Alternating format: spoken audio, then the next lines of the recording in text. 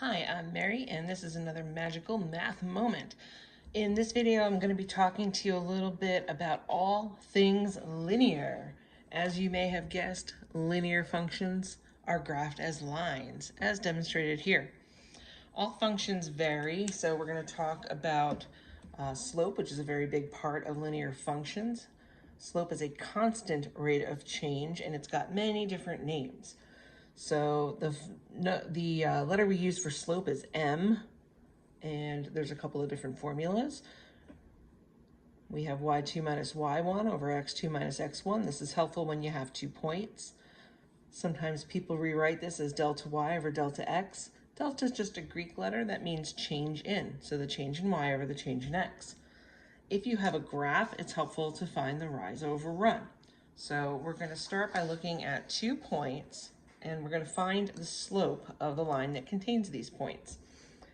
So recall from the other page, we're just going to plug in our y values on top. Now usually with the first point we call this x1, y1, and our second point this is x2, y2. So using our formula, we're going to put 5 on the top here minus a -7. You got to watch your signs. On the bottom, we'll have our x values, 3 minus a -1. Again, the cat is here voicing her opinion about slope. We've got 5 plus 7 over 3 plus 1. Remember, 2 negatives are going to make a positive here when you're multiplying. 5 and 7 is 12. 3 and 1 is 4. 12 divided by 4 is 3. So the slope of the line that contains these 2 points is 3. We can verify this by doing a quick graph. So give me a second to draw my axes in here. Let's see. Oh gosh. -1, -7. 1, 2, 3, 4, 5, 6, 7. And then 3, 5. 1, 2, 3. 1, 2, 3, 4, 5. We're going to pretend that this is a beautiful straight x-axis. Hey, what can I say? It's been a long day. If I try to figure out the slope in between these 2 points, normally I'd have a straight edge on me and I could draw a nice pretty line.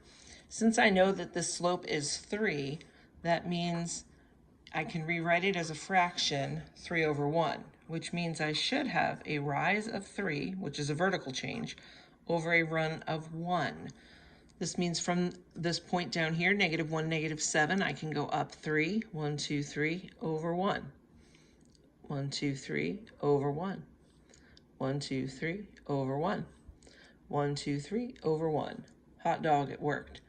Now normally we wouldn't be applying the slope like this. We would have the line already drawn for us, but you get the general idea here. We're going up 3 over 1. Now some people's minds see this as traveling down 3 and left 1. If you do that, mind your signs.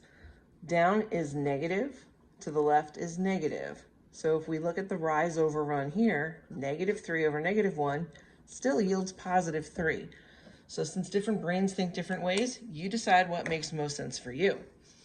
Once you have the slope of a line, you can write an equation using that slope and one of the points. So we've already established the slope is 3. An easy way to do this is using slope-intercept form, y equals mx plus b. M, of course, is your slope. B is your y-intercept.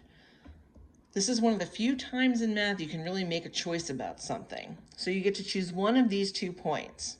Which point would you choose? I hope you agree with me. I'm going to choose 3, 5 because these values are positive. Why mess with negatives if you don't need to? We're going to use the slope-intercept form to substitute the values we now have. This value 3 is an x value. 5 is a y, and obviously our slope here is m. So we're going to plug all of our knowns into y equals mx plus b. Y is 5, m is 3, x is 3, plus our b. 3 times 3 is 9, so 5 is 9 plus b. I'm going to subtract 9 on both sides here.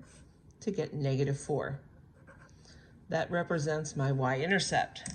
I can now use that value and my slope to write an equation of a line, 3x minus 4. I hope that that was a nice refresher for you on linear functions. Tune in again for another magical math moment.